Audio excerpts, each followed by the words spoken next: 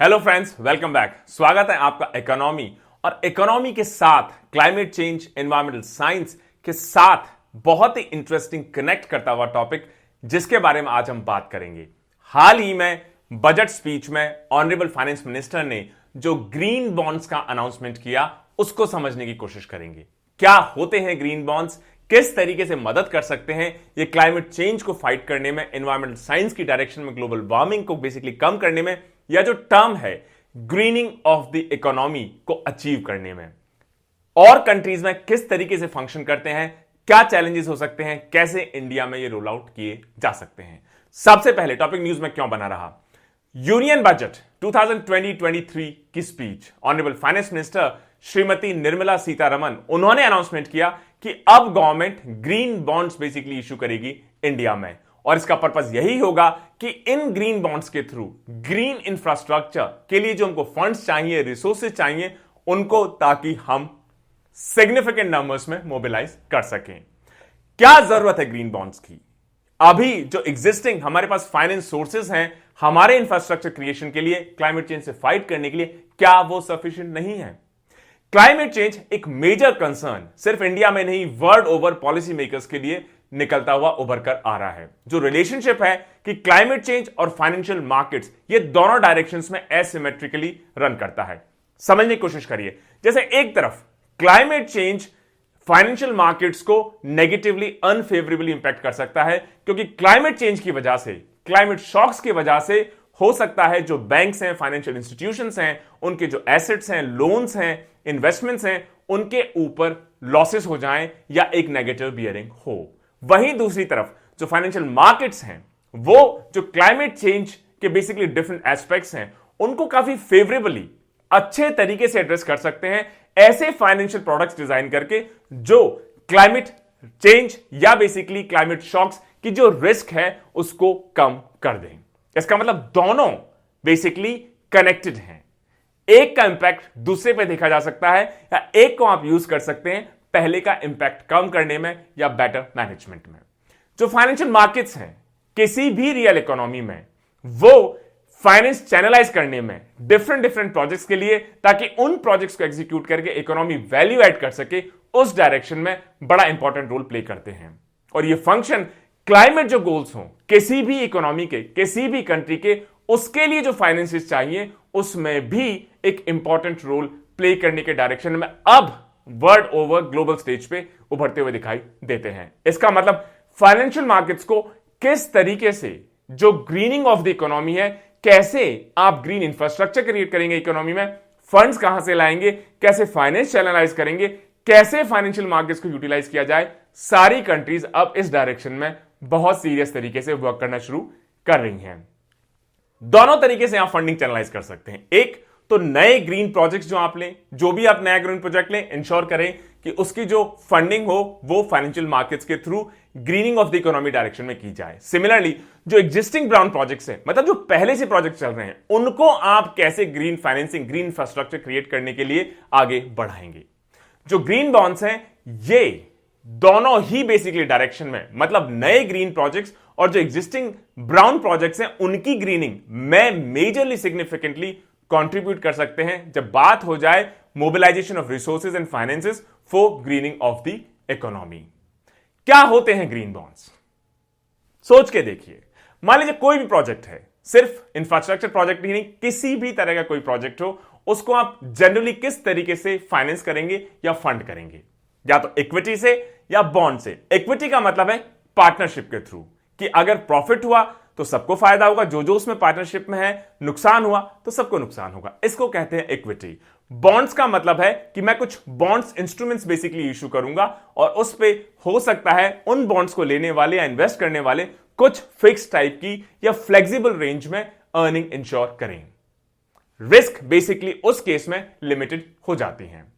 जो green finance है या ग्रीन इंफ्रास्ट्रक्चर है या क्लाइमेट चेंज के डायरेक्शन है, अभी तक का ट्रेंड उसमें जो देखने को मिल रहा है, ऐसा लगता है कि जो इक्विटी मोड है ये फाइनेंस मोबिलाइजेशन का, रिसोर्स मोबिलाइजेशन का बहुत सक्सेसफुल नहीं देखा गया है। इस वजह से ग्रीन फाइनेंस में इक्विटी अभी तक बहुत लिमिटेड रोल ही प्ले करता हुआ नजर आ रहा है, और इस वजह से जो ग्रीन बिजनेस फर्म्स हैं वो बहुत कम है और बहुत स्मॉल देखी जा रही हैं। लेकिन वहीं इसका जो दूसरा काउंटर पार्ट है ग्रीन बॉन्ड्स, ये अब इश्यूअर्स और इन्वेस्टर्स दोनों के लिए एक बड़ा पॉपुलर इंस्ट्रूमेंट बनता जा रहा है when it comes to green finance. जो इश्यूअर्स हैं वो ग्रीन बॉन्ड्स को इसलिए पसंद करते हैं क्योंकि उनको लगता है किसी स्पेसिफिक प्रोजेक्ट के लिए एक बड़ा क्लीन तरीका है फंड्स को रेज करने का। जो इन्वेस्टर्स हैं उनको इसलिए ये फेवरेबल इंस्ट्रूमेंट लगता है क्योंकि उनको लगता है कि ग्रीन बॉन्ड्स अगर प्रॉपर्ली डिजाइन किए जाएं तो क्लैरिटी ऑफ डिजाइन और फिक्स्ड रिटर्न्स कि कितना आपको रेट ऑफ इंटरेस्ट मिलेगा ये इन्वेस्टर्स को इंश्योर करता है एक सिक्योरिटी के तौर पे। वही अगर आप इक्विटी मोड में बेसिकली अगर इन्वेस्ट करते और अगर आपका प्रोजेक्ट नहीं चलता तो हो सकता है आपको मेजर लॉसेस उठाने पड़े। इसके अलावा जो प्राइवेट ऑर्गेनाइजेशंस हैं उनके पास दोनों ऑप्शन है, वो चाहे तो इक्विटी मोड चूज करें, वो चाहे तो बॉन्ड्स बेसिकली मोड चूज करें। लेकिन अगर गवर्नमेंट की बात आ जाए, अगर गवर्नमेंट को अपना पैसा लगाना हो तो वो पार्टनरशिप नहीं कर सकता, उसके पास जनरली इश्यूएंस ऑफ बॉन्ड्स ही एकमात्र इंस्ट्रूमेंट बचा रह जाता है। और जो गवर्नमेंट बॉन्ड्स की यील्ड होगी, मतलब उसके ऊपर कितना रिटर्न में आपको मिलेगा, ये जो कॉर्पोरेट बॉन्ड्स होंगे उनके लिए भी एक बेंचमार्क की तरह एक्ट करना शुरू कर जाता है। एक बार ग्रीन बॉन्ड्स इश्यू होना शुरू हो गए किसी भी कंट्री में और टाइम के साथ उन्होंने अपना ट्रैक रिकॉर्ड स्टैब्लिश कर लिया कि ये ग्रीन बॉन्ड्स मान लीजिए 10 इयर्स के लिए इश्यू हुए, इन पे on an average rate of return rate से 8% के आसपास मिल रहा है, तो इन्वेस्टर्स फिर ज्यादा स्टेबिलिटी के साथ या श्योरिटी के साथ उसमें इन्वेस्ट करना शुरू कर देंगे। और इनफैक्ट कॉर्पोरेट्स भी अब इन ग्रीन बॉन्ड्स को यूटिलाइज करके सिमिलर टेन्योर बॉन्ड्स के थ्रू ग्रीन फाइनेंस के लिए या अपने प्रोजेक्ट्स के लिए फंड्स को मार्केट से रेज करना शुरू कर देंगे। इसलिए इंपॉर्टेंट है ये basically green bonds. Governments globally क्या आज तक ग्रीन बॉन्ड्स पहले से इश्यू करना शुरू कर चुकी हैं, या जो गवर्नमेंट्स हैं किस तरीके से ग्रीन बॉन्ड्स बेसिकली इश्यू कर सकती हैं? दो क्लासिक एग्जांपल्स कोट किए जाते हैं when it comes to the topic of green bonds, Germany and Denmark. दोनों ने ग्रीन बॉन्ड्स को ट्विन बॉन्ड्स की तरह रिलीज किया। इसका मतलब ग्रीन बॉन्ड्स एक जो एग्जिस्टिंग गवर्नमेंट बॉन्ड्स हैं उसी की तरह आप इशू करते हैं, और जो ग्रीन बॉन्ड है इसके जो फाइनेंशियल कैरेक्टरिस्टिक्स होते हैं वो जो नॉर्मल रनिंग बॉन्ड होता है किसी भी सेंट्रल गवर्नमेंट का, एग्जैक्टली उसी टाइप का इसका फाइनेंशियल कैरेक्टरिस्टिक होता है। जो ग्रीन बॉन्ड्स हैं इसको भी आप सिक्योरिटीज की तरह यूज कर सकते हैं लैंडिंग पर्पसेस के लिए, जिस वजह से आप इसको क्योंकि सिक्योरिटीज की तरह यूज कर सकते हैं लैंडिंग पर्पसेस के लिए, इस वजह से जो ट्रेडिंग है और लिक्विडिटी है इन दोनों बॉन्ड्स में काफी फ्लेक्सिबल अच्छी मानी जाती है। जैसे एग्जांपल देखिए, 2020 में जर्मन गवर्नमेंट ने पहली बार टोटल ग्रीन स्पेंडिंग के लिए 12.3 बेसिकली बिलियन यूरोज एलोकेट किए। इसमें से 11.5 billion euros green bonds issue करके बेसिकली मार्केट से रेज किए गए। जर्मन गवर्नमेंट ने सबसे पहले 10 year green federal bonds issue किए 10.5 बिलियन यूरोज के। उसके बाद सितंबर 2020 में और 5 year green bonds basically issue किए 5 बिलियन यूरोज के। ये जो फंड्स हैं इनको यूटिलाइज किया गया ट्रांसपोर्ट में, एनर्जी सेक्टर में, रिसर्च सेक्टर एक्सेट्रा में। और क्योंकि रेट ऑफ इंटरेस्ट उस वक्त जर्मनी में 0% था, तो जो गवर्नमेंट बॉन्ड्स पे रेट ऑफ इंटरेस्ट मिलता था ग्रीन बॉन्ड्स को भी एग्जैक्टली उसी रेट ऑफ इंटरेस्ट पे इश्यू किया गया। कितने पे?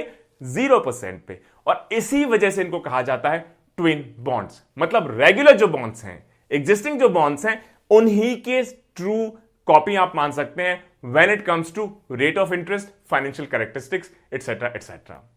जो लार्ज इन्वेस्टर्स हैं, इन दोनों ट्रांच ऑफ बॉन्ड्स को जब इश्यू किया गया तो गवर्नमेंट को जब लगा कि इन्वेस्टर्स बहुत इंटरेस्टेड देखे जा रहे हैं ग्रीन बॉन्ड्स के अंदर, तो गवर्नमेंट ने फिर 10 ईयर के बजाय 30 ईयर का बेसिकली ग्रीन बॉन्ड्स इश्यू किए मई 2021। और क्योंकि तब भी रेट ऑफ इंटरेस्ट 0% थी, इनको भी 0% पे ही इश्यू किया गया। और अब धीरे धीरे इन दोनों तीनों ग्रीन बॉन्ड्स का यील्ड कर्व बनना शुरू हो गया है कि रेट ऑफ इंटरेस्ट रियल में बेसिकली कितना निकल कर आ रहा है। और जब ये ट्रेंड एक बार एस्टैब्लिश हो जाएगा जर्मनी में, तो कॉर्पोरेट्स को भी कॉन्फिडेंस आएगा कि जब गवर्नमेंट ने रिस्क लेके ग्रीन बॉन्ड्स इशू किए, इन्वेस्टर्स ने उसमें पैसा इन्वेस्ट किया, ये रफली रेट ऑफ रिटर्न है, तो कॉर्पोरेट्स भी फिर इन ग्रीन बॉन्ड्स में इंटरेस्टेड होके उन्हीं के थ्रू अपने डिफरेंट प्रोजेक्ट्स के लिए बेसिकली फाइनेंशियल मार्केट से पैसा उठाने लग जाएंगे या कैपिटल रेज करने लग जाएंगे। ग्रीन बॉन्ड्स क्योंकि रेट ऑफ इंटरेस्ट सिमिलर होगा कन्वेंशनल बॉन्ड्स के, तो कॉर्पोरेट्स को भी हायर रेट ऑफ इंटरेस्ट पे नहीं करना पड़ेगा ग्रीन बॉन्ड्स का। सिमिलर स्ट्रैटेजी अडॉप्ट की डेनमार्क ने कि उन्होंने भी अपना पहला 10 ईयर ग्रीन बॉन्ड लॉन्च किया दिसंबर 2021 में। कितने परसेंट पे? जो उनका नॉर्मल बॉन्ड का रेट ऑफ इंटरेस्ट रहा 0%। इंडिया किस तरीके से अगर जब भी अपने ग्रीन बॉन्ड्स इश्यू करेगा क्या स्ट्रैटेजी फॉलो कर सकता है? डिटेल्स के लिए हमें वेट करना होगा जब रियल में बेसिकली रोल आउट हो ग्रीन बॉन्ड्स इन इंडिया। लेकिन पॉसिबिलिटी है कि जो सक्सेस हमने जर्मनी में देखी, डेनमार्क में देखी, उसी को फॉलो करते हुए इंडिया भी शायद ये ट्विन बॉन्ड स्ट्रैटेजी जो है उसी को फॉलो हो सकता है करे। जो ट्विन बॉन्ड इश्यूएंस है ये इंश्योर करेगा कि जो ग्रीन बॉन्ड्स हैं उसके फाइनेंशियल कैरेक्टरिस्टिक्स किसके जैसे सेम होंगे? कन्वेंशनल गवर्नमेंट बॉन्ड्स या कन्वेंशनल बेसिकली बॉन्ड्स के। एग्जांपल के तौर पे इंडिया में जो करंट 10 ईयर बेंचमार्क बॉन्ड है इंडिया का, उसको कहा जाता है 6.54% GS 2032। इसका मतलब इसके ऊपर इंटरेस्ट रेट आज की डेट में रफली 6.54% है। तो कईयों का यह भी कहना है एक्सपर्ट्स का कि जो ग्रीन बॉन्ड इश्यू किए जाएंगे या ग्रीन ट्विन बॉन्ड इश्यू किए जाएंगे उनको भी, क्योंकि सेम फाइनेंशियल कैरेक्टरिस्टिक्स के साथ इश्यू किया जाएगा, उनका भी रेट ऑफ इंटरेस्ट सिमिलर ही होगा। और हो सकता है इनका नाम रख दिया जाए 6.54% GS 2032 green bond. Honourable finance minister ने यह भी अनाउंस किया कि जो ग्रीन बॉन्ड्स होंगे वो गवर्नमेंट की जो ओवरऑल मार्केट बोरिंग स्ट्रैटेजी होगी 2022-23 फाइनेंशियल ईयर के लिए, उसका एक इंपॉर्टेंट पार्ट होंगे। मतलब हमारी ओवरऑल मार्केटिंग बोरो इनका ही ये पार्ट माने जाएंगे। इसका मतलब ग्रीनिंग के लिए या ग्रीन बॉन्ड्स के लिए अलग से कोई एक्स्ट्रा बोरिंग नहीं होगी। मान लीजिए मुझे 10,000 करोड़ रुपए बोरो करने हैं 2022-23, तो ग्रीन बॉन्ड्स इस 10,000 करोड़ की बोरोइंग का ही पार्ट होगा। ऐसा नहीं होगा कि 10,000 करोड़ मैं अपनी इकोनॉमी के लिए अलग से बाय करूं और ग्रीन बॉन्ड्स के लिए अलग से मैं कुछ बेसिकली पैसा ईयरमार्क करके रखूं। इंटरेस्टिंग इंपॉर्टेंट डिटेल, जैसे जो बजट है उसका 2022-23 के लिए जो ओवरऑल बोरोइंग प्रोग्राम है वो रफली 16.6 लाख करोड़ के आसपास आंका गया है। जो प्रोसीड्स हैं उनको पब्लिक सेक्टर प्रोजेक्ट्स में लगाया जाएगा, जिससे जो हमारी इकोनॉमी कार्बन इंटेंसिटी है उसको कैसे कम किया जा सके। और क्या यह पहली बार होगा कि इंडिया ये ट्विन बॉन्ड्स इशू करेगा? ऐसा नहीं है। इंडिया पहले भी एक मेजर एक्सपीरियंस गेन कर चुका है। जब 2003 से 2008 के बीच में इंडियन इकोनॉमी में large amounts of foreign capital आने लगा, तो उसकी वजह से हमारे मार्केट्स में, हमारी इकोनॉमी में लिक्विडिटी एकदम से बहुत ज्यादा बढ़ गई। और उसकी वजह से जब लिक्विडिटी बहुत ज्यादा बढ़ गई तो रुपी पे अप्रिसिएशन प्रेशर, मतलब रुपी की कीमत बेसिकली बढ़ने लग जाए डॉलर के मुकाबले, वो प्रेशर देखने लगा फॉरेन एक्सचेंज के ऊपर। उसकी वजह से हमारे जो एक्सपोर्ट्स होंगे वो अनकंपेरेटिव हो जाएंगे, वो दूसरे कंट्रीज के साथ कंपीट नहीं कर पाएंगे, एक्सपेंसिव हो जाएंगे। तो आरबीआई ने या गवर्नमेंट ने इस एक्सेसिव लिक्विडिटी को, इस एक्स्ट्रा पैसे को मार्केट से सक करने के लिए टाइट मनी पॉलिसी जिसको आप कह सकते हैं, गवर्नमेंट ऑफ इंडिया ने मार्केट स्टेबलाइजेशन या एमएसएस बॉन्ड्स कहा गया, उनको इश्यू किया गया। और जैसा ट्विनिंग अब हम बात कर रहे हैं ग्रीन बॉन्ड्स के बारे में, एमएसएस बॉन्ड्स को भी उसी ट्विनिंग स्ट्रैटेजी के साथ उस वक्त लॉन्च किया गया कि जो एग्जिस्टिंग कन्वेंशनल बॉन्ड है एग्जैक्टली सेम फाइनेंशियल कैरेक्टरिस्टिक्स उनको दिए जाएं। लेकिन एक मेजर डिफरेंस है उस वक्त के मार्केट स्टेबलाइजेशन बॉन्ड्स या एमएसएस बॉन्ड्स और अभी जो ग्रीन बॉन्ड्स की बात हो रही है उसके बीच में। जैसे उस वक्त मार्केट स्टेबलाइजेशन बॉन्ड्स को इश्यू करने का जो मेन एजेंडा था, पर्पस था कि जो एक्स्ट्रा लिक्विडिटी है मार्केट में से उसको सक किया जाए इन बेसिकली बॉन्ड्स को इश्यू करके। क्योंकि आप जब बॉन्ड्स इश्यू करेंगे लोग उनको खरीदेंगे और बदले में आपको कैश देंगे, फंड्स देंगे, पैसा देंगे। तो मार्केट्स में जो पैसा था वो आपके पास आ गया, आपके पास जो बॉन्ड्स थे वो लोगों के पास चले गए। लेकिन एमएसएस उस वक्त की ओवरऑल गवर्नमेंट बोरिंग का पार्ट नहीं हुआ करते थे। वहीं पे ग्रीन बॉन्ड्स हमारी जो ओवरऑल मार्केटिंग बोरिंग होगी गवर्नमेंट की, उस ही का बेसिकली पार्ट होंगे। और इस वजह से क्योंकि एमएसएस ओवरऑल जो गवर्नमेंट की बोरिंग थी उसका पार्ट नहीं थे, तो गवर्नमेंट ने उसको एक स्पेशल डिपॉजिट की तरह अलग से बेसिकली रख लिया। और जब 2008 का फाइनेंशियल क्राइसिस हिट किया ग्लोबल इकोनॉमी को, इंडियन इकोनॉमी को, कोई जो स्पेशल डिपॉजिट के तौर पे एमएसएस का बेसिकली जो पैसा आया हुआ था, इसको अपना डेफिसिट मीट करने के लिए बहुत एफिशिएंटली उस वक्त यूटिलाइज किया गया।